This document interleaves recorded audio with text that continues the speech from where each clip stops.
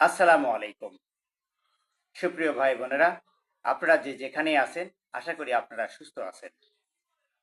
আপনারা জানেন যে শরীরের ভিতরে যখন রোগ কোনো বাসা বাঁধে, তখন শরীরের কোনো অঙ্গ বা শরীরের কোনো সিমটম সেটি বা নমুনা প্রকাশ পায়। ঠিক তদনুরূপ শরীরের রোগ হলে জিহ্বার কিছু পরিবর্তন ঘটে, সেগুলো হচ্ছে রঙের এবং অবস্থানের। জিহ্বার কোন রং হলে কোন রোগ হতে পারে তা এখন আমরা জেনে নেব।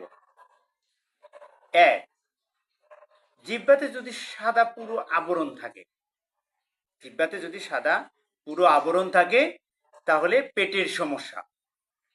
দুই, জিহ্বাতে যদি হলুদ দেখায়, জিহ্বা যদি হলুদ দেখায় তাহলে লিভারের সমস্যা হতে পারে। জিহ্বা যদি লাল ও চকচকে, জিহ্বা কিরকম? জিহ্বা লাল ও চকচকে দেখালে এটি ভিটামিনের অভাব হতে পারে।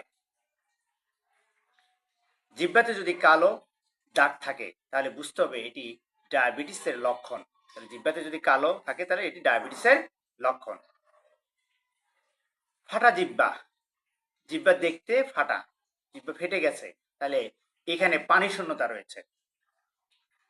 জিহ্বা ফোলা, জিহ্বা কিরকম?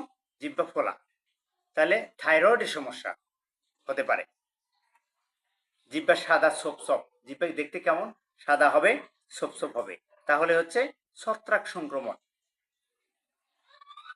জিহ্বায় ঘা, জিহ্বায় ঘা, হতাশ হওয়ার কিছু নাই। জিহ্বায় ঘা দেখা দিলে আপনার শরীরের রোগ প্রতিরোধ ক্ষমতা কমে গেছে। জিহ্বা নীলচে রং ধারণ করেছে, নীল দেখায়, এই অবস্থায় হলে জিহ্বা এটি হার্ট ও ফুসফুসের সমস্যা হতে পারে বলে জানা যাচ্ছে। জিহ্বাতে ফাঁপা, জিহ্বা কেমন? ফাঁপা, তাহলে স্নায়ুর দুর্বলতা। সুপ্রিয় ভাই বোনেরা, আমরা জানি স্বাস্থ্যই সকল সুখের মূল, স্বাস্থ্যই সম্পদ। আসলেই আমরা স্বাস্থ্য সম্পর্কে জেনে, স্বাস্থ্যবিধি মেনে স্বাস্থ্যকর একটি জীবনযাপন করে আমরা সুস্থ থাকি।